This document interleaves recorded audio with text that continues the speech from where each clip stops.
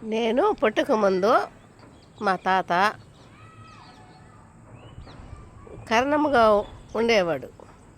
ఆ రోజుల్లో కర్ణం పనిచేసేవాళ్ళు ఉండేవాళ్ళు. కర్ణీకము రెడ్డి అనేవాళ్ళు కదా. ఇప్పుడు వాళ్ళకి తెలియదు, ముందు వాళ్ళకి తెలుసు. మా తాత దగ్గరికి బాగా జనాలు వస్తూ పోయేవాళ్ళు కర్ణం కాబట్టి. మా తాత అదృష్టం అనేది ఎలా వస్తుందని ఆలోచించేవాడు. అదృష్టం అంటే ఇప్పుడు మనం ఎక్కడైనా వెళ్తుంటాం అనుకోండి, ఎక్కడైనా మార్గ మధ్యంలో వెళ్ళేటప్పుడు మనకు కాకిలాగానే ఉంటుంది. దాని రెక్కలు వచ్చి ఎర్రమట్టి కలర్లో ఉంటాయి, ఎర్రగా ఉంటాయి. దాని రెక్కలు మాత్రం ఎర్రగా ఉంటాయి. దాన్ని చెమరకాకి అని అంటారు. ఈ చుట్టుపక్కలంతా కూడా చెమరకాకి మా దగ్గర కూడా బాగా తిరుగుతుంటుంది.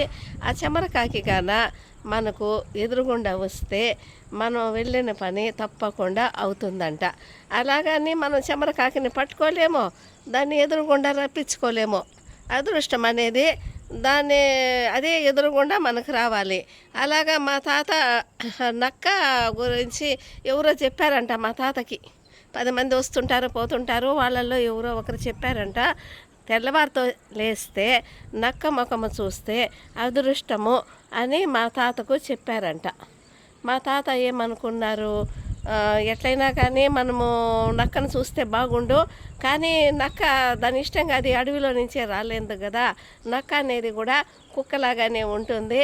మన కుక్కకేమో తోక కొన్నాటికి సన్నగా పొడుగా, కొన్నాటికి కుచ్చులుగా, దాని పేసు పెద్దదిగా, రకరకాలుగా కుక్కలు అన్న తర్వాత మనం మనుషులు కూడా రకరకాల పేసుల్లో ఉన్నట్టుగానే కుక్కలు కూడా రకరకాల పేసుల్లో ఉంటాయి కదా. కాబట్టి అవి వాటి పర్సనాలిటీలో అవి ఉంటాయి. అలాగనే నక్క ఎలా ఉంటుందంటే, నక్కకు ముఖం మాత్రం సన్నగా పొడవుగా ఉంటుందంట. సన్నగా పొడవుగా ఉంటుంది, కానీ దాని తోక మాత్రం కుచ్చుగా బాగా చూడడానికి బ్యూటిఫుల్గా ఉంటుంది. నక్కకు కుక్కకు చాలా తేడా ఉన్నాయి. ఒక 50% అన్నా తేడా ఉంది. ఫేస్లో తేడా ఉంది, కుచ్చగల తోకలో తేడా ఉంది. అది అడవిలోనే ఉంటుంది నక్క.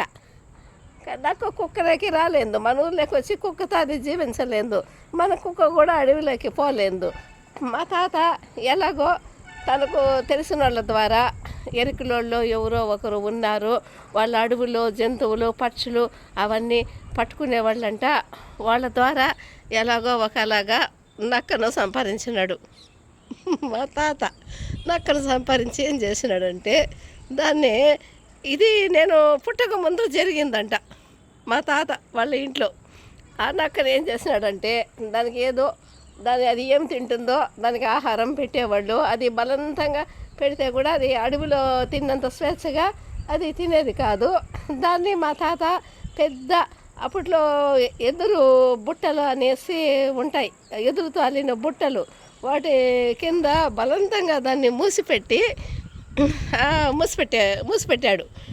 మూసిపెట్టేస్తే ఏం చేస్తాడు, తను ఎక్కడైనా అప్పుడు కర్ణం అన్న తర్వాత రిజిస్టర్ ఆఫీసర్కు లేదా భూములు కొలవడానికి దేనికో ఒకదానికి అట్లా బయట వెళ్ళేటప్పుడు బలవంతంగా దాన్ని ఆ తట్ట కింద ఆ నక్కను బలంతా చూసి దాని మూతిలో మూతి పెట్టి చూసి ఆ తర్వాత అదృష్టం మనకు వస్తుంది కదా అనేసి తన పనులకు తను వెళ్ళేవాడు. అదేమో స్వేచ్ఛాజీవి, నరకం అనుభవిస్తూ తట్ట కింద ఉంది, వదిలారా అది పారిపోతుంది. కాబట్టి ఆ నక్క మూసిపెట్టి దాన్ని రోజు చూస్తూ వెళుతూ ఉండేవాడు. అలా కొంతకాలం గడిచింది. కొంతకాలం అంటే ఒక 20 days 15 days అలా జరిగింది. అలా జరిగాక నక్కేమో కొంచెం వీక్నెస్ అవుతూ ఉంది. దానికి స్వేచ్ఛగా ఫుడ్ తినలేకపోతుంది, బంధించినట్లయింది, స్వేచ్ఛ లేకుండా పోయింది. అప్పుడు మా తాత అలా చూస్తున్నాడు, నక్కను బంధించి అదృష్టం వస్తుంది దినమ్ము దాన్ని మూతి చూస్తే అని చెప్పేసి అనుకున్నారు. తర్వాత వాళ్ళ దగ్గరికి ఎవరో ఒకరు పెద్దవాళ్ళు వాళ్ళు వీళ్ళు వచ్చే కొద్దికి అప్పుడు మా తాతను, సార్ మీరు ఇలాగా చేస్తారా, అది నోరు లేని ప్రాణము, అది నక్కను చూస్తే అదృష్టము మార్నింగ్ టైంలో కరెక్టే. మనం ఎక్కడైనా అడవి ప్రాంతంలో వెళ్ళేటప్పుడు అనుకోకుండా మనకు నక్క ఎదురుగుండా వచ్చింది అనుకోండి, అది అనుకోకుండా ఎదురుగుండా వచ్చి మనం దానికి ఎదురుగుండా వెళ్ళి దాన్ని చూడడం వలన మనకు అదృష్టం అనేది మనకు వస్తుంది. కానీ దాన్ని బలవంతంగా తెచ్చి తట్ట కింద మూసిపెట్టి దాన్ని మూతిలో మూతి పెట్టి చూసి ఇది మనకు అదృష్టము అని అనుకోవడంలో అదృష్టము రాదు. ఇంకా ఇది పాపము, నోరు లేని ప్రాణము, చాలా ఘోషపడుతూ ఉంది, ఆ స్వేచ్ఛ లేకుండా నశించిపోతూ ఉంది. అదేమన్నా చనిపోతే మీకు అదృష్టం కాదు, మీకు పాపం వస్తుంది. వెంటనే మీరు నక్కను తీసుకుపోయి అడవిలో వదిలేయండి, ఇది పాపం అని ఎవరో మహానుభావులు చెప్పారు. ఆ తాత మా తాతకి జ్ఞానోదయం అయ్యి ఆ నక్కని వాళ్ళు ఎవరో ఒకరు ఉంటారు కదా, పిల్లలు చిన్న చిన్నోళ్ళు వాళ్ళు వీళ్ళు ఉంటారు కదా పిల్లలు, వాళ్ళ దగ్గర ఎలాగా వాటి దానికి కాళ్ళు కట్టించేసి భద్రంగా తీసుకుపోయి అడవిలో తీసుకుపోయి వదిలి దాన్ని కాళ్ళు అవన్నీ కట్లు ఇప్పేసేసి అడవిలో వదిలేశారంట. అది స్పీడ్గా అడవిలోకి అమ్మయ్య బతికినామరా అబ్బా అనేసి అది పారిపోయిందంట. ఎప్పుడు కూడా మనకు అదృష్టం అనేది మనకు ఎదురుకుండా రావాలే కానీ బలవంతంగా బంధించడం వల్ల మనకు అదృష్టం అనేది రాదు. ఎప్పుడు కూడా అదృష్టము దాని ఇష్టంగా అదే మన వల్ల వెతుక్కొని రావాలి. బలవంతంగా అదృష్టం రావాలంటే రాదు.